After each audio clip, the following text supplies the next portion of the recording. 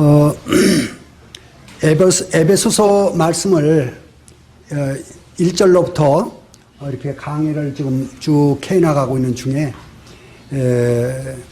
조금 뜨문뜨문 이렇게 말씀이 됩니다마는 에베소 오늘 1장 7절 말씀인데 참 지난 그 복음하고 연결이 되는 그런 풍성한 말씀이 돼서 복음 집회 후속 집회로서 좀 도움이 되지 않을까 하는 생각을 해보게 됩니다. 하나님 하시는 일을 측량할 수가 없죠. 지난 말씀에도 나왔듯이 개미가 사람 생각을 알 수가 없듯이 사람이 하나님 생각을 알 수가 없습니다. 물론 이제 조금씩은 주님께서 보여주시는 것은 알 수가 있겠지만은 자기 지혜로 하나님을 알지 못함으로 그랬습니다. 이 세대의 지혜로운 자가 어디 있느냐? 변사가 어디 있느냐? 변사는 말 잘하는 사람이죠. 이 세대의 변사가 어디 있느냐? 그랬습니다. 이 세상 지혜로 하나님을 알지 못하는 거로 그랬습니다. 그래서 하나님께서 이제 전도에 미련한 것으로 하나님을 이렇게 알려주시는 다는 이야기를 우리 성경을 통해서 알 수가 있습니다. 하나님께 우리가 나아갈 때, 가까이 갈 때 하나님께서 사람의 줄, 호세아서 11장 4절에 나와 있는데요. 사람의 줄, 사랑의 줄로 이끄신다 그렇게 돼 있어요. 하나님께서 하나님께로 이끄시는데 사람의 줄로, 사랑의 줄로 이끄신다 그래 돼 있습니다. 그래서 하나님께로 이끄셔서 하나님을 더 계시해 주시고 하나님의 그 광대하심과 하나님의 깊으신 풍성한 그런 사랑들을 우리에게 알려주시는 것들을 알게 됩니다. 성령으로 말미암아 우리 심령 가운데 하나님을 더욱 뚜렷하게 또 더 자세히 하나님을 알 수 있도록 우리 삶 가운데서 하나님이 그렇게 일하시는 것을 알 수가 있게 됩니다. 에베소서 1장 7절 말씀을 좀 같이 한번 읽어주시면 좋겠습니다. 찾으셔서 에베소서 1장 7절입니다. 찾으셨으면 한 목소리로 같이 좀 읽어주시기 바랍니다. 시작. 우리는 그리스도 안에서 그의 은혜의 풍성함을 따라 그의 피로 말미암아 속량 곧 죄사함을 받았느니라. 예. 저희가 매번 대하는 내용입니다만은 하나님 말씀이 중요하죠. 하나님 말씀이 정말 중요합니다. 하나님 말씀 그 의미가 무엇을 나타내고 있는지 하는 것들을 우리가 밝히는 것이 중요한 것이죠. 그래서 하나님 말씀을 우리가 읽고 동떨어진 이야기를 한다든지 또 관계없는 이야기들을 하면서 시간을 보낸다든지 그래서는 안 되고 하나님 말씀의 그 내용이 무엇인지 하는 것들을 살펴보는 것이 정확하고 좋은 것이죠. 오늘 제목을 그 은혜의 풍성함이라고 제가 이렇게 잡아봤습니다. 하나님의 은혜의 풍성함, 하나님의 은혜가 풍성한 하나님이시죠. 어떻습니까? 스케일이라는 것을 우리가 보통 얘기하지 않습니까? 스케일을 얘기하는데, 하나님 얼마나 스케일이 크신지 하는 것을 우리가 안다 그러면은, 우리의 신앙도 좀 더 발전을 할 수 있을 것이다 하는 생각을 해봅니다. 앞선 시간에도 잠깐 그 우주에 대한 이야기를 했습니다만은, 제가 좀 찾아봤어요. 지구의 직경이 얼마나 되는가 찾아봤더니 12,756km예요. 만 한 3천 정도 되는 만 한 3천 정도 돼. 이 직경이 지구의 직경이 태양이 얼마가 되는가 봤더니 139만 2천 km. 그래서 지구의 109배입니다. 태양이 직경이 그거를 그렇게 하면 잘 모르잖아요. 그래서 비유로 콩 알죠? 콩. 조그만 콩. 예, 지구를 콩에다 비유한다 그러면은 태양은 자전거 바퀴 기억나시죠? 자전거 바퀴 정도 돼요. 예, 지구의 크기가 콩만 하다 그러면은 자전거 바퀴는 그래도 꽤 크잖아요. 예, 그렇게 비유를 해볼 수가 있겠습니다. 그리고 저희가 지금 이 태양계 안에 살고 있는데요. 이 태양계가 우리가 살고 있는 이 은하계에 또 있습니다. 그 은하계, 우리가 살고 있는 그 은하계 안에 별이 몇 개냐 이렇게 보니까 별이 약 1000억 개 정도의 별이 있어요. 지구는 우리가 총체적으로 얘기할 때 지구는 별이다 이렇게 얘기했을 때 뭐 그냥 넘어가지만은 사실은 지구는 별이 아닙니다. 별은 항성만이 별이에요. 스스로 빛을 내는 거죠. 이 불덩어리가 별입니다. 그래서 지구는 행성이에요. 행성은 별이 아닙니다. 스스로 빛을 내는 그 물체가 1000억 개가 된다는 얘기예요. 이 태양계 안에 별은 하나밖에 없는 거예요. 태양 하나밖에 없어요. 그런데 그럼 태양계 같은 것이 1000억 개가 된다는 말이냐? 어마어마한 상상을 초월합니다. 이 우주량이 그렇게 커요. 그런데 그 은하계가 모여서 뭐가 되냐면은 은하군이 됩니다. 은하군이 되고 은하군이 모여서 은하단이 되고 그 은하단이 모여서 대우주가 됩니다. 이 우주가 어마어마하게 큰 거예요. 근데 그 은하계가 우주 안에 몇 개가 있느냐 했더니 또 1000억 개가 돼요. 그것도 지금 망원경으로 이렇게 발견된 정도만 얘기하는 것입니다. 이 우주가 얼마나 크냐 하는 것을 생각한다 그러면은 하나님이 지으신 우주입니다. 하나님의 스케일을 생각할 수가 있어요. 하나님의 스케일. 거기에 사람은 얼마나 적습니까? 사람. 근데 사람보다 더 작은 세계가 있잖아요. 1cm를 또 쪼개면은 미리가 되죠? 1cm는 10mm가 됩니다. 10mm가 되는데 그 1mm의 1000분의 1이 뭐라 하냐면은 마이크로메타라고 합니다. 마이크로미리. 예. 그리고 거기에 또 1000분의 1은 나노메타라고 합니다. 예. 그런데 곰팡이가 내가 찾아보니까 5 내지 12 마이크로메타고요. 그 다음에 일반 세균은 0.5 내지 10 마이크로메타고요. 그리고 바이러스는 마이크로로 나가는 게 아니고 나노메타로 나갑니다. 나노는 마이크로의 또 1000분의 1이에요. 그게 1000분의 1이면은 미리의 1mm의 1000분의 1로 10의 6승이 됩니다. 1000분의 1, 1000분의 1, 마이크로가 1000분의 1, 나노가 1000분의 1. 또 이 바이러스, 우리가 그 감기는 바이러스 균이라고 그러잖아요. 그 바이러스 균이 20 내지 300 나노메타예요. 그러니까 어마어마하게 작은 세계죠. 이 미생물 세계. 근데 하나님께서 우주만 이렇게 관장하시는 것이 아니고 이 미생물 세계까지 하나님께서 통치하시는 거예요. 그러니까 하나님이 얼마나 세밀하신가 하는 것을 제가 말씀드리고자 하는 것입니다. 왜 이런 말씀을 드리냐면은 우리가 어떤 분하고 이렇게 이제 만나가지고 얘기를 하면은 그분이 어떤 분이냐에 따라서 신뢰도가 달라집니다. 예, 그분은 정말 훌륭하신 분이고 그분은 정말 신뢰할 분이라는 것을 알면은 그분의 이야기가 그렇게 들리는 것입니다. 신뢰할 만한 이야기로 대상입니다. 우리가 지금 배우고 있고 우리가 말씀 나누고 있는 하나님에 대해서 우리가 얘기할 때 하나님이 어떤 분이냐라는 것을 아는 만큼 그분의 말씀의 신뢰도를 우리가 느끼게 되는 것입니다. 예.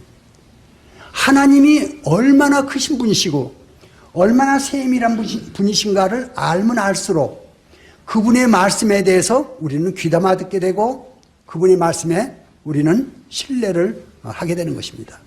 그런데 우리가 하나님 말씀을 얼마나 많이 들으면서도 무시합니까?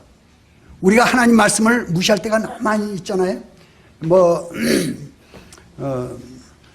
여러분들한테 제가 함부로 얘기하는 것 같아서 죄송합니다. 제가 그래서 그런 것 같아요. 제 자신이 그래요. 살면서 하나님 말씀을 알면서도 그냥 이렇게 지나가는 때가 너무 많아요. 예. 그런 이유는 하나님에 대해서 제가 너무나 많이 모르는구나 하는 생각을 하고 있습니다. 하나님에 대해서 너무 많이 모르는 거죠. 하나님에 대해서 자세히 알고 하나님이 어떤 분이신가를 알게 되면은 그분의 말씀을 무시할 수가 없는 것입니다. 너무 크신 분이고 너무나 많이 아시고 또 능력이 있으시고 그런 하나님이시거든요. 그래서 이 하나님에 대해서 그분이 얼마나 풍성한지를 우리가 안다 그러면은 은혜 또한 풍성한 것입니다. 그 하나님에 대해서 우리가 생각하는 것이 참 중요한 것이죠. 그 하나님에 대해서 이렇게 쭉 써놓은 것이 성경책 아닙니까? 성경책에 책에 되면 이제 태초에 하나님 천지를 창조하시면서 스페이스 이 공간을 창조하시고 지는 또 언어적으로 하면은 물질입니다. 그래서 물질 세계를 창조하십니다. 이 공간 스페이스에 물질 세계를 창조하셔요. 그리고 그 안에서 이제 시선을 지구로 향하시고 지구에 이제 여러 가지 창조를 하시는 것을 볼 수가 있습니다. 그 하나님 그 하시는 일이 이제 욥기서에 이렇게 조금씩 보여져요. 욥기서에 하나님 말씀하시죠. 준승을 네가 어디 있었느냐? 내가 준승을 띄울 때 네가 어디 있느냐? 그때 새벽별들이 노래했다고 그랬습니다. 그래서 하나님이 이제 이 우주를 창조하실 때 그냥 창조하신 것이 아니고 정확하게 줄로 재어서 이렇게 창조하셨다는 것을 볼 수가 있습니다. 그 하나님께서 죄송합니다. 제 목이 별로 좋지가 않아가지고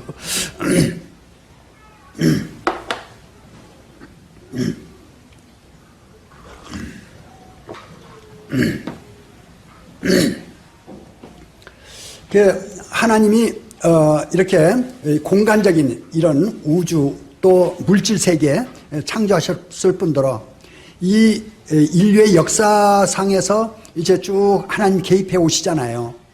하나님이 개입해 오시는데 하나님이 그 인류를 이제 관여하시면서 하나님 하신 일들이 너무 크죠. 사람이 기껏 살아봐야 100년 삽니다. 100년 사는데 하나님은 역사를 하시는데 100년 가지고 볼 수 있는 그 역사가 아니에요. 하나님은 1000년, 2000년, 3000년, 4000년 이런 1000년 단위로 이렇게 일을 하십니다. 그래서 스케일이 달라요. 사람의 안목으로 그런 것들을 볼 수 있는 그런 스케일이 아니에요. 하나님의 그 하시는 스케일이.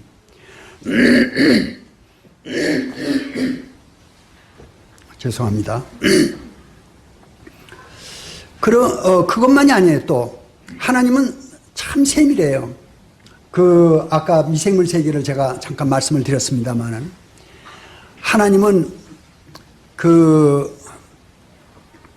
룻기에서 보아스의 밭에 가는 이제 룻이 보아스의 밭에 가잖아요. 그런데 그 보리밭 추수할 때 베들레헴으로 오게 하나님께서 하시고 그리고 그 보아스의 밭에 가게 해가지고 곧 줍는 이삭을 줍는 그 시간에 보아스가 등장하게 만들죠. 그리고 이제 보아스가 하죠.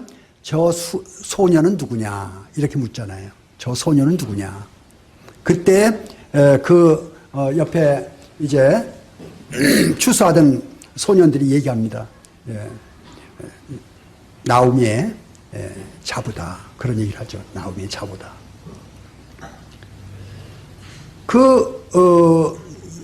이 보아스의 그 룻에 대한 그 말을 하는데 이제 다른 곳에 가지 말고 이곳에서 죽고 그리고 여기에 있으라. 그리고 소년들에게는 괴롭게 하지 말고 가다가 가끔 배다가 그 벤 것들을 좀 뒤로 좀 놔둬라. 가지도록 그런 배려를 합니다. 하나님이 하신 일들이에요. 얼마나 세밀해요. 그러니까 우리 하나님께서 보실 때는 메뚜기 같이 더 작은 미생물 같이 보일지도 몰라요. 하늘에서 우리를 볼 때. 그 인생사에 하나님이 개입하셔가지고 우리를 부르시고 우리 안에 마음의 변화를 일으키시는 거예요. 하나님의 사랑이 어떤 사랑인지를 알게 하시는 거죠. 이것이 하나님 하시는 일이에요. 그러니까 하나님이 크신 하나님이 적은 인생들한테 일을 하고 계셔요. 그거를 우리는 놓칠 수가 있죠. 얼마나 많은 사람들이 지금 하나님 없다고 그럽니까? 얼마나 많은 사람이 하나님 안 계시다고 그래요. 그런데 하나님을 영접하고 놀랍게 변화를 입은 사람들이 세상에 많이 있었잖아요, 과거에. 그리고 지금 또 여러분들이 하나님을 영접하신 거 아닙니까?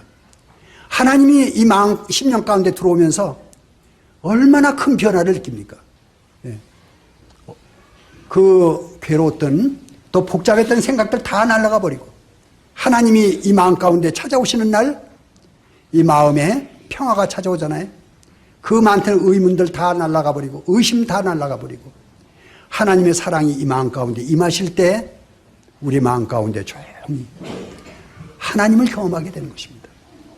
그 크신 하나님이 작은 인생들 마음에 찾아오셔서 하나님을 계시하시는 것입니다. 은혜의 풍성함이라는 단어를 제가 썼습니다.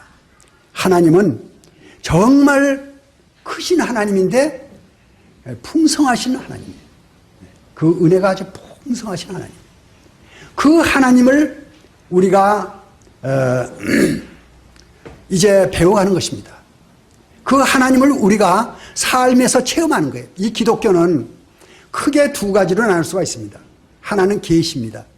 계시인데 계시라는 단어를 어떻게 쓰냐면 조명이라는 단어가 또 이렇게 좀 달리 쓰는데 계시라는 것은 열어서 보인다는 뜻인데 사도들과 선지자들이 하나님의 말씀을 받아서 기록할 때 계시라는 단어를 썼습니다.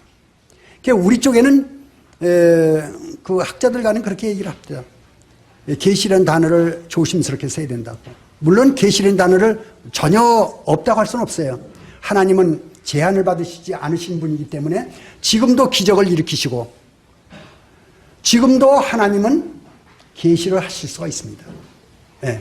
그런데 이제 이 계시로 기록된 이 말씀을 성경이 있다 보게 되면 이 성경 말씀이 우리 속에 들어오면서 성경 말씀을 성령님께서 우리 마음속에 이렇게 보여주셔요.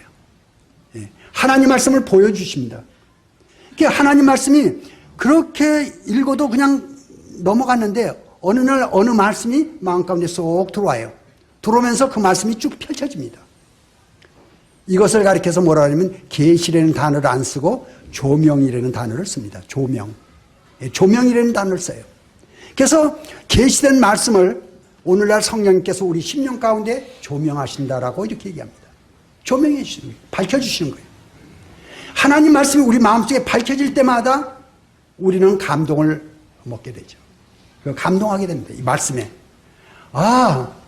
하나님께서 말씀하시는구나 하는 걸 알아요. 하나님께서 말씀을 주신다고 그러고 또 하나님께서 말씀을 주셨다고 그러고 이런 내용, 이런 단어들을 이해할 수 못하는 사람들이 있어요. 거듭나지 않으면 이해를 못해요. 거듭나가지고 하나님 말씀을 이렇게 받아본 사람들, 하나님 말씀을 받는 사람들은 말씀 받는 게 뭔지를 알고 그리고 그 말씀이 끊어지면은 하나님 말씀이 끊어지게 되면은 삶이 몸이 건조해요. 예. 재미가 없어요. 세상 재미 그때는 재밌는 것 같은데 돌아서면은 쓸쓸하고 허무하고. 사람 사는 재미 가운데 가장 큰 재미가 뭡니까? 하나님이시에요. 하나님이 우리 마음 가운데 들어오셔가지고 하나님 말씀으로 우리에게 말씀하시고 우리 속에 임재하시면서 우리 가운데 임재를 나타내실 때 하나님을 아는 거예요. 하나님을. 예. 하나님이 계시는 것을 아는 겁니다. 사람들이 하나님 없다고 그럴 때 내 안에서 증거하시는 하나님을 하나님과 교통 가운데 있는데 없다고 그러는 거예요. 예. 그 사람들을 너무나 모른다는 생각을 하게 되는 것이죠. 하나님은 은혜가 풍성하신 하나님이시고 아주 광대하게 크신 하나님이시고 그리고 세밀하신 하나님이신 것을 이렇게 우리가 알 수가 있습니다. 은혜의 풍성함이라는 단어를 우리가 쓸 때 어디다 제가 좀 묵상을 하면서 그런 생각을 하게 됐어요. 타락한 인생들, 사람이 얼마나 타락했습니까? 그래서 좀 사용하기에 그렇게 아름답지 못한 단어인데 배은망덕이라는 단어가 있죠. 망덕. 배은이라는 것은 은혜를 배신하는 것이고 망덕이라는 것은 베푼 덕을 잊어버리는 것입니다. 배은망덕은 은혜를 배신하고 베풀어준 덕을 잊어버리는 거예요. 배은망덕이라는 단어가 있어요. 제가 이 성경을 대하면서 느끼는 것이 아담이 배은망덕이었어요. 아담이 그 아름다운 동산에 만물의 영장으로 그 아름다운 사람으로 지음을 받아서 그리고 그 에덴 동산에 모든 것을 맡겨줬는데 이 아담이 하나님의 은혜를 저버리고 뱀의 말을 듣게 되죠. 뱀의 말을 듣는 거예요. 하나님 말씀을 안 듣고 뱀의 말을 들었어요. 그 뱀의 말이 마음속에 들어와 버린 거예요. 하나님의 말씀이 있어야 되는데 뱀의 말이 들어와 버린 거예요. 우리 삶 가운데서 이런 일이 얼마나 많이 일어납니까? 하나님 말씀이 우리 마음 가운데 있어야 되는데 어둠의 말이 우리 마음 가운데 자리 잡을 때가 얼마나 많이 있습니까? 이게 바로 배은입니다. 은혜를 배신하는 거죠. 이 아담으로 시작된 이 인류가 이제 아담만 그런 것이 아니에요. 노아 홍수 때 얼마나 많은 사람들이 죄에 물들었는지 그래서 하나님께서 한탄하셨다는 단어가 나옵니다. 사람들의 그 죄를 보고 오늘날에도 마찬가지예요. 오늘날에 이 세상에는 죄가 얼마나 난무하는지 몰라요. 그래서 제가 가끔 그런 말씀을 드립니다. 전철 타고 앉아있으면은 웃는 얼굴을 별로 보기가 힘들어요. 이렇게 굳어져가지고 딱딱하게. 근데 얼마 전까지만 해도 그랬는데 요새는 웃는 사람 좀 있어요. 이 전부 다 놀랍게도 뭐 하나 보고 있어가지고 그거 보고 막 웃고 있는 사람들이 있어요. 예. 이상하게 그거 다 쳐다보고 있어요. 버스에서도 그래. 한 번은 제가 그 광화문에서 버스를 타고 분당에 들어오니라고 근데 사람이 많아 맨 뒷좌석 가서 앉았는데 우연히도 이렇게 앞을 딱 쳐다보니까 그때가 아마 좀 늦었을 때예요. 한 9시인가 9시 한 넘었을 때인데 안 보는 사람이 거의 없을 정도로 다 쳐다보고 있더라고요. 그 퇴근하는 사람들이 다 이렇게 휴대폰 보고 있는 거예요. 예. 그런 세상이 됐어요. 그런데 그 마음 가운데에 오가는 것들이 하나님이 없어요. 하나님이 안 계시는 거예요. 시편 14편에 보면은 그런 말씀이죠. 하나님이 없다 하도다. 예. 하나님이 없다. 하나님이 없다 그런 사람들이 이 세상에 꽉 차 있는 거예요. 하나님이 없다 그러.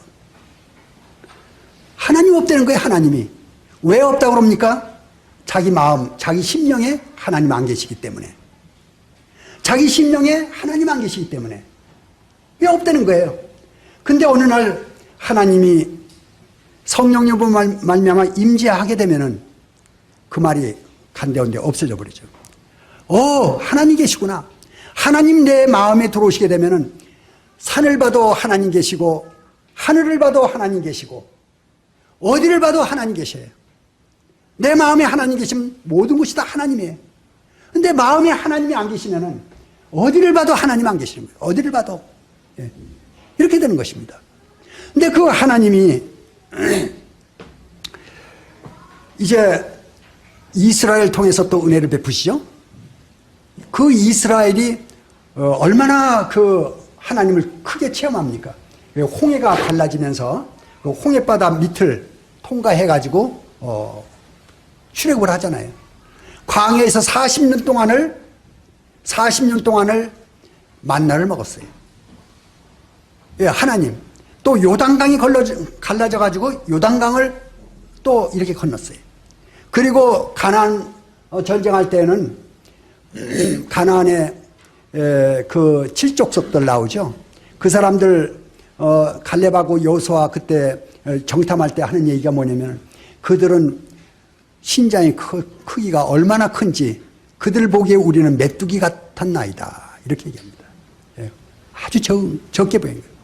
그 신장이 크고 그리고 그 성들은 철옹성과 같이 논문이라고 그랬어요. 그런 그 가나안 족속들을 백전백승하게 됩니다. 이건 불가능한 얘기예요. 적어도 한 번 이기면 한 번은 진다 그러면 이해가 되는데 다 전쟁해가지고 다 이깁니다. 이게 어떻게 해요? 하나님께서 하신 전쟁이었죠. 가나안 전쟁은. 그건 물론 이제 우리에게 우리 주님이 임재하시게 되면은 이 세상 사는 동안에 이 세상은 광야와 같은 것이고 또 가나안 정복 전쟁도 나타내는 것입니다. 그리스도의 삶의 여러 가지 교훈들을 우리가 거기서 찾아볼 수는 있는데 이제 그 하나님을 경험했던 이스라엘이 하나님을 섬기는 것이 아니라 이제 바알신을 섬기게 되고 아스타로를 섬기게 되고 하늘 여신을 섬기게 되고 밀곰을 섬기게 되고 각종 우상들을 섬기게 되죠. 그래가지고 이스라엘이 멸망당해가지고 이제 아시리아로 또 바벨론으로 이렇게 잡혀가게 되지 않습니까? 그런데다가 그것 하나님 은혜를 베푸셔 또 돌아오게 했는데 그 돌아온 이스라엘 사람들이 메시아이신 예수님을 알아보지 못하고 그 예수님을 또 십자가에 못 박지 않습니까? 그리고 그 핏값을 우리와 우리 자손에게 달라고. 그래가지고 그 이스라엘 사람 2000년 동안 얼마나 많은 박해를 받았습니까? 전 세계에서. 그런 것도 우리가 다 역사적으로 아는 거죠. 그것뿐만이 아니에요. 이제 온 인류가 하나님의 은혜를 거절하고 죄 가운데서 지금 살고 있는 그런 시대입니다. 이제 이 세상은 이구동성으로 얘기하기를 예수님이 재림하신다고 얘기하고 있는 때입니다. 예수님 초림하실 때 예수님을 기다리던 그 이스라엘 사람들, 제가 저번에 이스라엘에 가보니까 통곡예배에서 기도하는데 계속 그 나오는 말 가운데 머사이아, 이 메시아라는 단어가 계속 나와요. 그 얘기는 뭐냐면 옷이 없어서 메시아예요. 그 사람들이 지금 메시아 기다리고 있는 거예요. 지금 예수님이 재림하실 때가 갖고 온 이 즈음에 세상은 점점 더 어두워져 갑니다. 점점 더 폐역해져 가요. 그래서 이러한 인생들에게 하나님께서 은혜를 베푸셔요. 이게 다른 겁니다. 어떤 사람들을 보게 되면은 참 심성이 좋으신 분들이 있어요. 베풀기를 잘 하시는 분들이 있습니다. 그분들 보게 되면은 잘 베풀어요. 없는 사람들도 이렇게 잘 베풀어주고, 또 친구들한테도 잘 베풀고, 친척들한테 잘 베풀고, 그럼 심성적으로 이렇게 좋으신 분들이 있어요. 근데 그런 분들이 보면은 악한 사람한테는 안 베풀어요. 그래도 이 악하고 나쁜 사람들한테는 안 베풀어요. 그 사람입니다. 근데 하나님은 뭐라고 말씀하셨냐면은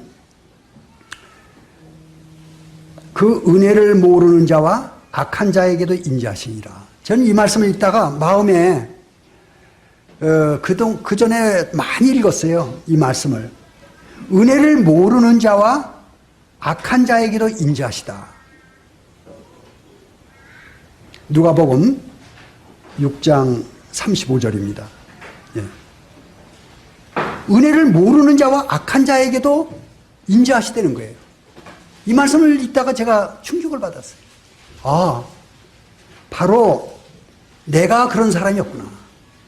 내가 은혜를 몰랐는데 하나님께서 나 같은 자에게 은혜를 베푸셨다는 그런 마음을 갖게 됐습니다. 그 은혜, 그 풍성한 은혜, 이 풍성한 은혜를 잠깐 소개하고 이제 본론으로 좀 들어가려고 합니다. 가장 큰 풍성한 은혜를 할 때는 물론 하나님께서 우리에게 공기도 주고 물도 주고 햇빛도 주고 비도 내리시고 그리고 우리들로 하여금 잘 살 수 있도록 여러 가지 것을 지금 붙들고 계셔요. 시간은 없지만 제가 요 근자에 자꾸 생각하는 것이 뭐냐면은 자율신경계라는 거 얘기 들어보셨죠? 자율신경계. 자율신경계라는 게 뭐냐면은 이 호흡기 계통하고 소화기 계통, 여기는 우리 의지하고 상관이 없어요. 우리가 잠이 들어가지고 잠들었는데도 소화가 저절로 되고 있고 호흡기가 저절로 돌아갑니다. 내가 조종하는 게 아니에요. 이 호흡기 계통을, 소화기 계통을 내가 조종하는 게 아니에요. 하나님께서 그걸 조종하고 계시는 거예요. 그래서 나는 전혀 의식이 없는데 숨쉬게 하고 그리고 혈액이 돌게 하고 그리고 이 기가 오르락 내리락 하면서 정화를 시켜줍니다. 이 기가. 밤중에. 그런 일을 하나님께서 하셔요. 그러니까 하나님께서 우리들로 하여금 살 수 있도록 여러 가지 생체계라든지 아니면은 우주의 별들이라든지 아니면 지구의 환경이라든지 이런 모든 것들을 관장하고 계시는 거예요. 그런 하나님이 직접적으로 풍성한 은혜를 나타내신 것은 역시 구속사입니다. 구속사예요. 가장 큰 구속사, 물론 인류의 구속사입니다만은 그림자가 이스라엘의 구속사입니다. 이스라엘을 출애굽시켜가지고 이스라엘을 인도하고 계셔요. 이제 제2의 그 엑소도스라는 것이 뭐냐면은 2차 세계대전이 끝난 다음에 전 세계에 흩어져 있던 이스라엘 사람들을 그 고토로 다 돌아오게 해가지고 그래서 이스라엘을 그 이스라엘 땅에 오게 하나님께서 하시고 그 이스라엘로 하여금 전 세계에 힘을 갖게 하신 것입니다. 유태인들이 전 세계 힘을 지금 다 가지고 있지 않습니까? 유태인들이 모든 세계 권세 다 지금 그리고 재력 다 지고 있습니다. 유태인들이. 그리고 이제 조금 있게 되면은 이스라엘이 제사장 나라의 역할을 충실하게 할 그때가 옵니다. 제사장 나라로 세우게 됩니다. 그런데 이스라엘에 대한 하나님께서 보시는 이 시각, 이스라엘을 하나님께서 하나님 백성으로 택하시고 땅의 백성으로 하나님께서 이제 인도해 가고 있습니다. 그거는 실제적인 눈에 보이는 하나님의 구속사예요. 그런데 보이지 않는 구속사가 더 큰 거죠. 가장 큰 구속사가 뭡니까? 하나님의 인류에 대한 이 구속사입니다. 지난 복음 집회 때 잘 들으셨죠? 이거는 가만히 이렇게 눈에 보이는 이 구속사가 아니에요. 우리가 1000년, 2000년, 3000년, 4000년 이 유관 역사 가운데서 하나님이 하시는 일이기 때문에 이거를 이제 말씀을 생각하면서 쭉 생각해 보면요. 너무너무 거창한 거예요. 하나님의 이 손길이 얼마나 거대한지 그 거대한 그 손길이 바로 은혜의 풍성함이에요. 하나님의 풍성한 은혜가 얼마나 풍성한 것을 한지를 생각하게 됩니다. 그것이 바로 단적으로 얘기해서 인류의 구속사다 하는 것을 말씀하게 됩니다. 이걸 말씀드리기 전에 먼저 좀 말씀드릴 게 있어요. 그 모세를 이제 시내산으로 이렇게 인도하지 않습니까? 그래서 그 모세와 이스라엘 시내산에 와가지고 거기서 이제 율법을 주게 됩니다. 십계명 그리고 이제 계명들을 주는데 그 613가지라고 그러죠. 그 계명들을 이렇게 주게 됩니다. 그 계명들을 주면서 이제 하나님께서 이스라엘로 하여금 제사장 나라의 역할을 또 이제 얘기하십니다. 근데 그 율법을 쭉 보게 되면은 율법이 보통 어려운 게 아니에요. 굉장히 어렵습니다.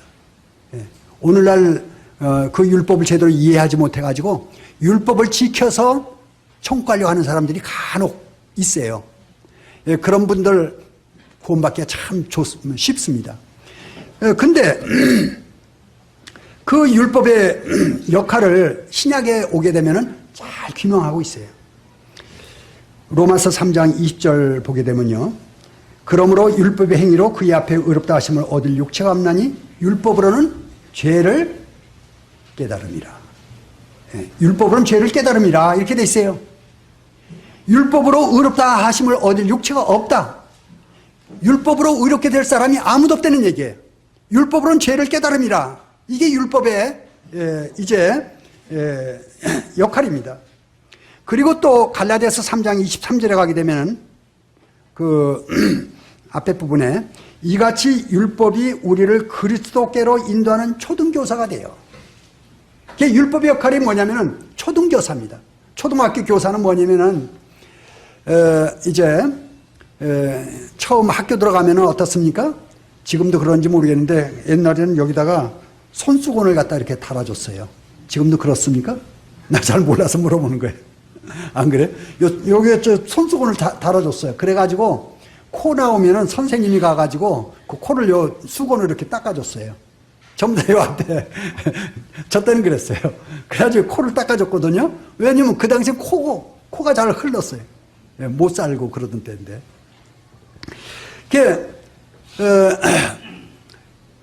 이 초등교사라는 게 뭐냐면은 애들을 세밀하게 돌보는 겁니다. 세밀하게. 그래서 이 율법의 역할이 뭐냐면은 세밀하게 돌보는데 어떻게 돌보냐면 예수님께로 인도합니다. 율법을 지키려고 해보세요. 율법을 잘 지키려고 하게 되면은 뭘 알게 되냐면, 나는 율법을 지킬 수가 없구나. 율법은 너무너무 어려워. 난 율법을 지킬 수가 없어.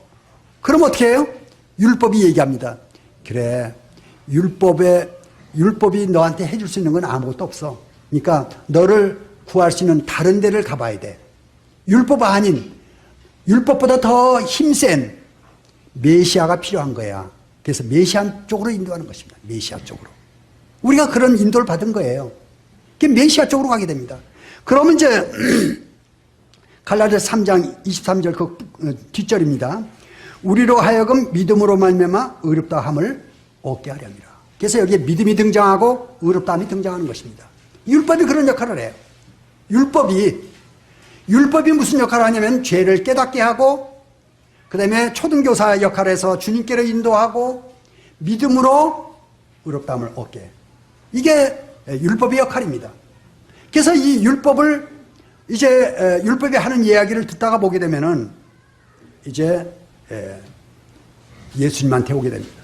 이 모세가 시내산에서 율법을 받을 때 또 하나 받은 게 있어요. 제사법입니다. 율법 안에는 크게 나누면은 율법과 제사법인데 제사법도 율법에 이렇게 포함을 시켜요. 제사법을 받는데 그 제사법은 뭐냐면은 이제 죄를 짓게 되면 하는 얘기입니다. 죄를 짓게 되면 사람이 죄 짓는 것을 하나님이 아셔요. 죄를 안 질 수 없다는 걸 아셔요, 하나님이.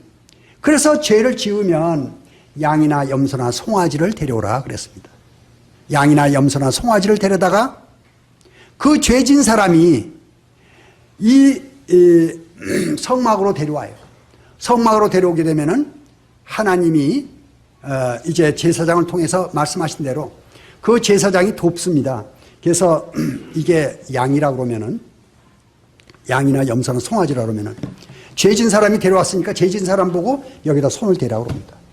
손을 대고 이제 안수하라고 그럽니다. 이 안수라는 얘기가 뭐냐면은 동일시 된다, 죄진 사람의 죄가 이리로 넘어간다 그 뜻이에요. 그 여기다 죄진 사람이 이렇게 안수를 합니다. 그리고 옆에서 제사장이 돕습니다. 그래 안수하게 되면 이 죄가 이쪽으로 넘어가요. 그리고 이 양을 이제 양이나 염소나 송아지를 어떻게 하냐면은 밑에다가 이렇게 그릇을 받쳐놓고 그리고 왼손으로 이렇게 끼워 안으라고 합니다. 모가지를 이렇게 끼워 안아요. 그리고 칼을 손에다 대고 멱을 땁니다. 누가 따요? 죄진 사람이.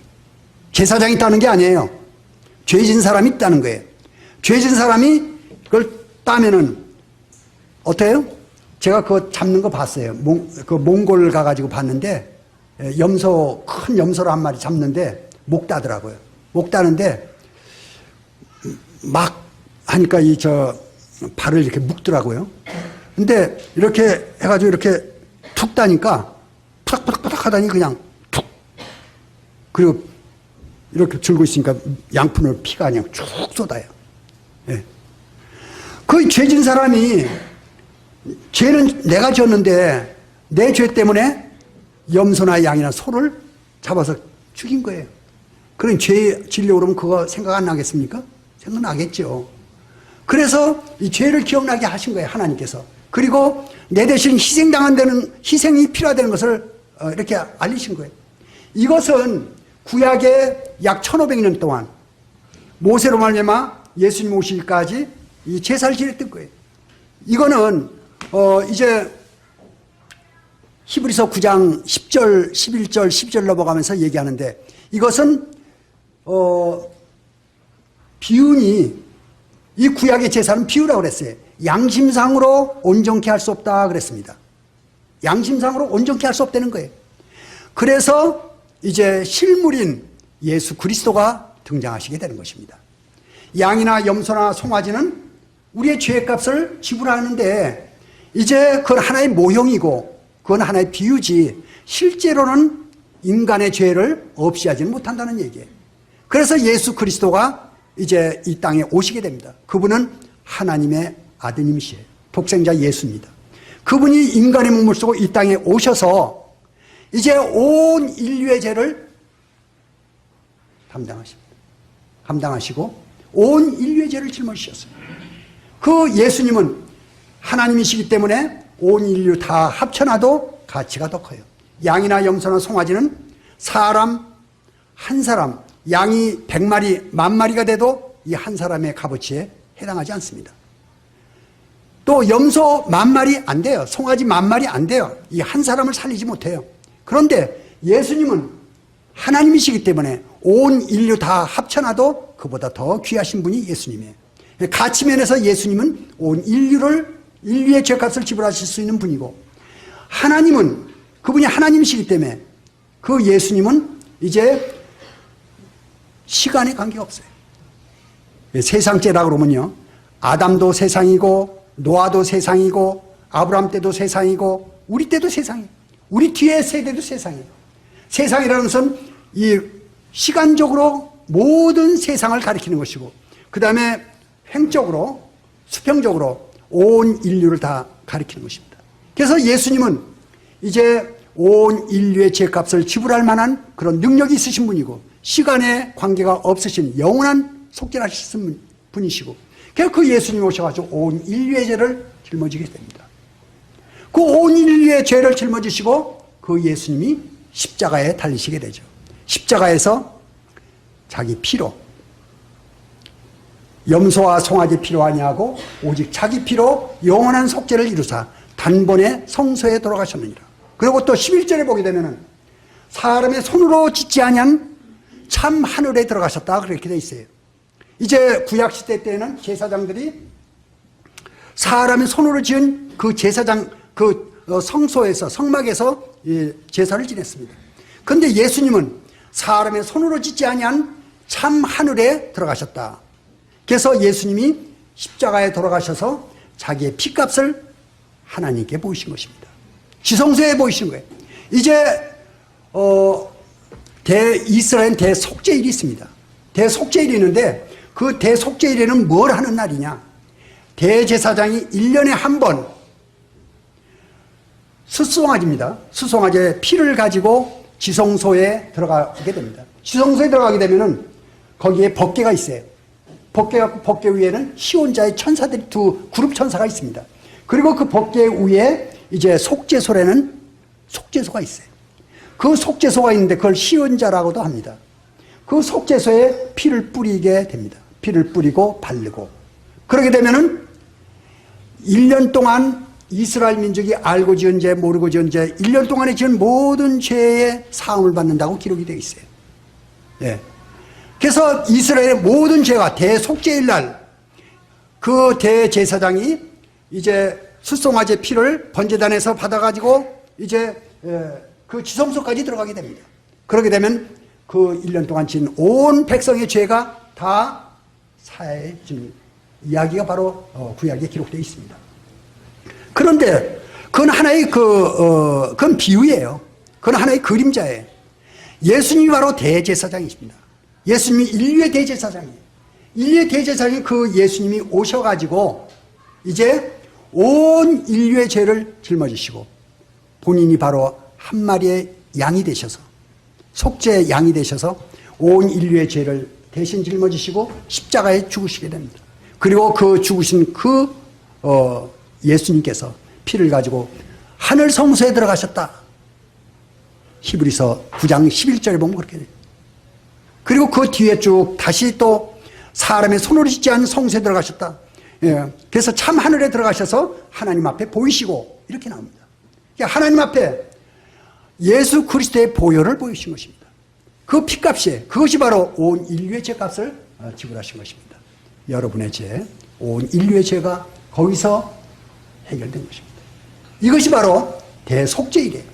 예수님 십자가에 돌아가셨을 때 아담서부터 온 인류, 맨 마지막 세상, 맨 마지막 사람의 죄까지 온 인류의 죄값을 십자가상에서 단번에 들이시는 것입니다. 예수님 십자가에 2번 나가시는 게 아니에요.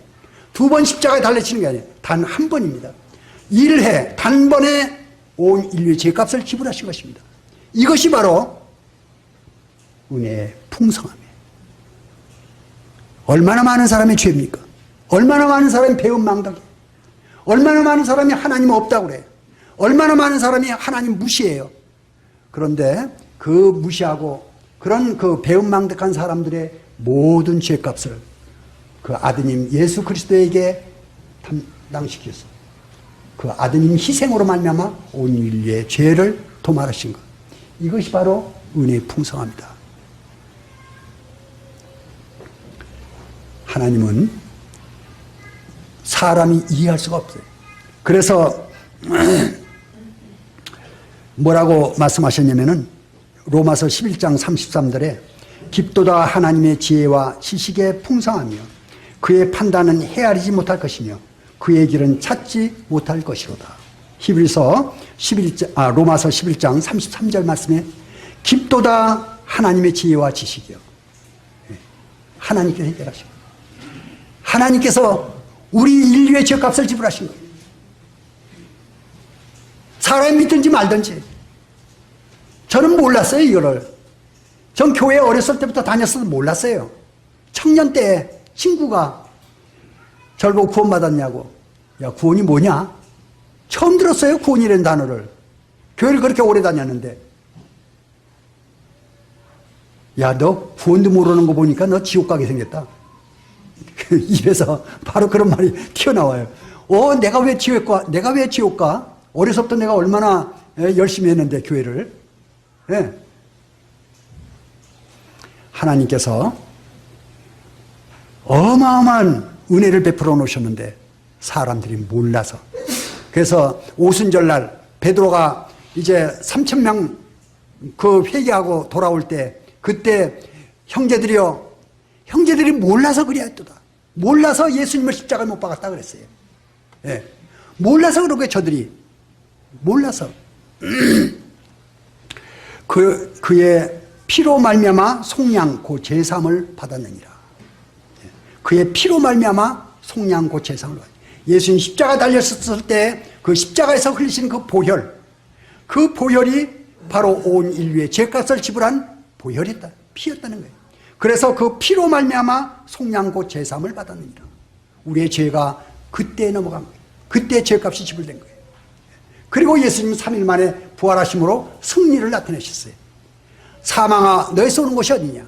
사망아 너희 이기는 것이 어디냐? 우리 주님께서 사망에서 승리하신 거예요.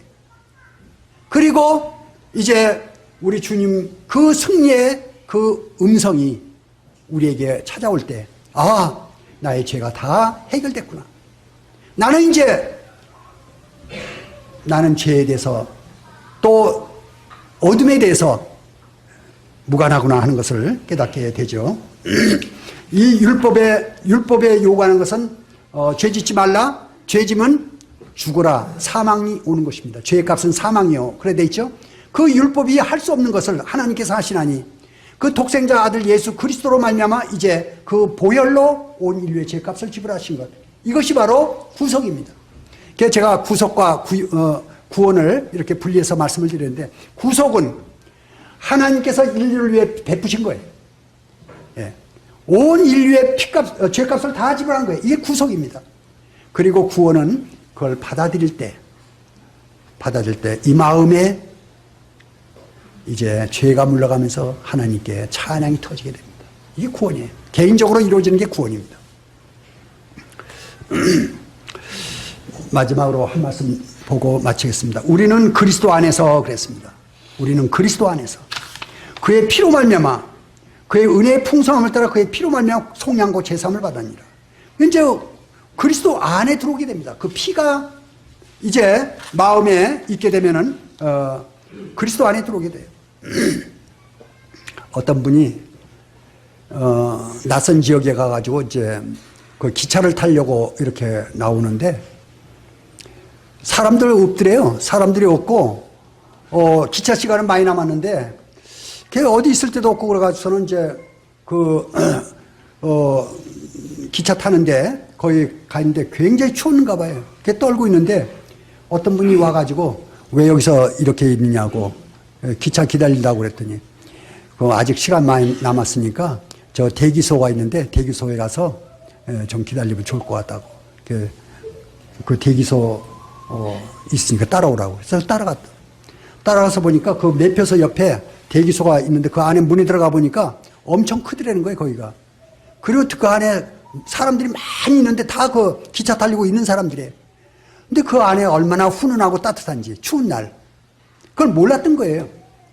그 기차 대기소, 그 기차 타려고 대기하는 그 대기소가 있던 걸 모르고 밖에 나가서 떨고 있었던 거예요. 우리가 그런 겁니다. 우리가 그랬던 거예요. 모르고서는 그렇게 추운 데 가서 떨고 있었던 거예요. 이 세상 사람도 마찬가지입니다. 이제 저들이 몰라서 그런 거예요. 그들이 알기만 하면은 따뜻한 곳, 밝고 좋은 곳에 와서 있을 수가 있습니다. 이것이 바로 그리스도 안이에요. 그리스도 안이라는 것은 정말 주님의 사랑이 있는 곳이고 주님의 은혜가 있는 곳이고 주님께서 우리를 돌보시는 장소가 이 은혜의 안입니다. 이 그리스도 안이에요. 그래서 이 은혜의 풍성함이 이제 그 그리스도 안에서 드러나게 되는 것입니다. 제가 이런 말씀을 가끔 들게 되는데 이제 그리스도 안에 들어오게 되면은 달라지는 것들이 참 많이 있습니다. 참 달라지는 게 많이 있어요. 세상 사람들하고 다른 면이 있습니다. 마음의 죄가 물러가고요. 근심, 걱정, 의심, 의문들이 물러가고요. 그리고 하나님이 계셔요. 물론 마귀가 그냥 놔두지 않고 와가지고 우리를 또 유혹해서 세상으로 또 나가게 하고 쓸데없는 것들 잔뜩 쓰레기들을 이 속으로 막 들여옵니다. 그래야 복잡해져요. 그때 주님 앞에 나가서 그런 것들을 다 내려놓고 주님 앞에 다시 자백하게 되면은 이 마음을, 심령을 회복시켜서 또 깨끗하게 정결케 해주시고 주님과 교제 가운데 있게 해주시죠. 은혜의 보좌에 우리가 서게 되는 것입니다. 근데 이런 것들은 이제 삶을 경험하게 되죠. 저는 이것을 이렇게 얘기를 합니다. 그 성막을 제가 가끔 예를 드는데요. 성막을 보게 되면은 성막에 이렇게 덮개가 있습니다.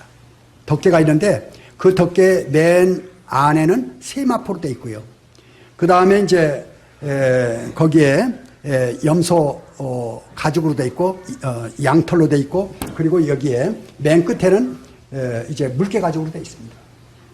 이 세마포 안에는 이제 그룹들이 쏘너져 있어요.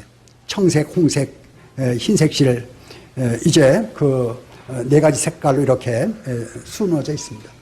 거기에 그 안에 금촛대가 있어가지고 금촛대에서 나오는 불이, 촛불이 이제 거기를 비추고 있고, 그리고 떡상이 있고 향단이 있고, 성막 안입니다.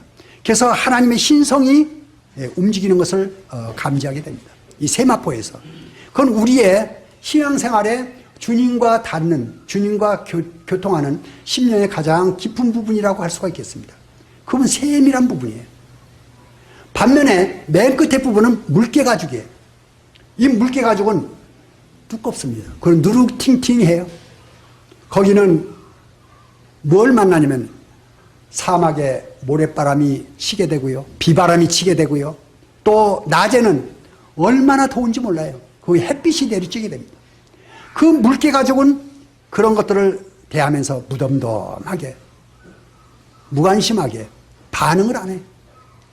바로 신앙생활의 두 면을 제가 말씀드리고자 합니다. 우리는 내면적으로 주님과 교통하는 가운데 있고, 외면적으로 세상을 대하고 있습니다. 세상에 대해서는 물개 가죽이요, 내면적으로는 이제 세마포입니다. 주님과는 세밀하게 반응을 하고, 밖으로 물개 가죽은 세상에 대해서 반응을 하자면 견디는 것입니다. 우리 주님이 세상 사람들을 만났을 때, 바리새인들, 사두개인들, 율법사들 만났을 때 우리 지금 다 무덤덤하게 그들 의연하게 대처했어요. 그렇지만은 하나님의 말씀에 대해서, 하나님의 뜻에 대해서 세밀하게 민감하게 반응을 하셨던 것입니다. 우리가 이제 성도로서 신앙생활을 해가는데 필요한 것이 뭡니까? 주님과는 세밀하게 반응을 해야 됩니다. 그렇지만은 세상에 대해서는, 죄에 대해서는 무관심해야 돼요. 거기에 대해서 하나님께 맡겨요. 내가 관여할 바가 아니에요. 하나님께서 인도하시는 삶을 살기를 원하신다 그러면은, 풍성한 삶을 살기를 원하신다 그러면은 이 물개 가죽 쪽에 너무 신경 쓰지 마세요. 세마포 쪽에 신경을 세밀하게 쓰시길 바랍니다. 하나님께서 인도하시죠. 그리고 하나님이 승리의 길로 인도하실 것입니다. 이제 한 가지 더 말씀을 드릴 게 있는데, 침례입니다. 침례, 이제 구원을, 확신을 갖게 되면 침례를 받게 됩니다. 침례라는 게 뭐냐면은, 물 속에 완전히 들어갔다가 나오는 겁니다. 물 속에 들어갔다 하는 것은 뭐예요? 죄와 세상에 대해서 죽었다 하는 것을 얘기합니다. 한 사람이 모든 사람을 대신하여 죽었은 즉 모든 사람이 죽은 것이라. 그렇게 이제 고린도 후서 5장 14절입니까? 거기 나오죠. 한 사람이 모든 사람을 대신하여 죽었은 즉 모든 사람이 죽은 것이라. 그래서 예수님 십자가 돌아가실 때 나도 죽었다 하는 것을 침례로 표현하는 것입니다. 이제 침례 물속에 들어갈 때 나는 세상과 죄에 대해서 죽었다 하는 것을 이제 공표하는 것입니다. 하나님과 천사들과 교회 앞에 또 세상 앞에 내 자신을 이제 노출시키는 것입니다. 나는 죽었다. 이게 침례. 이제 그래서 완전히 물속에 잠기게 됩니다. 그리고 이제 물속에서 나올 때 부활을 상징합니다. 이건 뭐예요? 하나님에 대해서, 의에 대해서 이제 살았다는 것입니다. 그래서 나는 이제 세상에 대해서는 죽은 자요, 하나님과 의에 대해서는 산 자다는 것입니다. 그래서 새 생명의 길을 가게 되는 거예요. 그래서 사망은 이제 물러가고 새 생명으로 나가는 삶을 보여주는 것이 바로 이 침례입니다. 그것은 간증이에요. 그래서 나도 이제 그리스도인이 됐습니다. 나도 이제 죽은 자에서 살아났습니다 하는 것을 간증으로 보여주는 것이 침례입니다. 그래서 모든 이제 이 구원을 확신한 분들은 침례를 받아야 돼요. 침례 받고 이제 만찬 예배에 참여하게 됩니다. 만찬 예배는 뭐냐? 만찬 예배도 역시 주님의 죽으심과 부활입니다. 침례도 역시 주님의 죽으심과 부활인데, 이제 침례는 신분을 나타내요. 나는 이제 거듭난 사람이다 하는 것을, 신분을 확실하게 보여주는 것입니다. 그리고 만찬 예배는 이제 삶을 보여주는 것입니다. 그래서 이제 만찬 예배에 이제 떡이 이렇게 오게 되지 않습니까? 이 떡은 무엇입니까? 주님의 몸을 상징한다고 그랬어요. 우리 주님 죽으심 그 상에 이제 모든 성도들이 한 가족으로, 참 영적인 가족에 모든 가족이 참여하는 것입니다. 참여해서 떡을 떼면서 우리 주님의 죽으심을 기념하는 것입니다. 그리고 나도 이제 한 몸이 됐다. 교회에 나도 지체다 하는 것을 나타내는 것이 이 떡에 참여하는 것입니다. 이것은 초대교회에서부터 맨 처음에는 매일같이 했다고 그랬습니다. 그런데 이제 시간이 지나면서 주님 주일 구약에는 안식일을 지켰지만은 이제 신약이 오면서 주님 이제 부활하신 날을 기념해서 주일을 이제 휴일을 잡았죠. 휴일날 이렇게 모일 수 있으니까 모여서 이렇게 만찬 예배를 하는 것입니다. 어떤 자는 이날을 중요하고 어떤 자는 전날을 중요하고 날이 중요한 것은 아니라 그랬습니다. 또 어떤 자는 먹는 자도 있고 먹지 못하는 자도 있고 먹는 자가 먹지 못하는 자를 판단하지 말고 먹지 못하는 자가 먹는 자를 판단하지 말라. 날과 먹는 것 이것이 아무것도 아니다. 그게 문제가 아니에요. 그게 중요한 것은 무엇이냐면은 우리 주 예수 그리스도 그분이 바로 우리 주님이시고 우리는 그의 지체가 됐다 하는 것입니다. 이것을 나타낸 것이에요. 그래서 이제 만찬 예배를 하는 것입니다. 그리고 이제 잔이 돌아갈 때 그 잔을 통해서 우리 주님이 십자가에서 우리 대신 희생을 당했다. 우리의 모든 죄값을 치르기 위해서 주님이 생명을 바쳤다 하는 것을 우리가 기념하는 것이죠. 그래서 이 만찬 예배는 이제 그것으로 끝나는 것이 아니에요. 우리 삶 가운데서 보여주는 것입니다. 나는 이제 주님의 지체요, 십자가에서 난 죽은 자다. 우리 삶에서 이 예배가 드러나야 됩니다. 침례에서 내가 어떤 자인지를 확인하는 것이고 확인해서 보여드리는 거고요.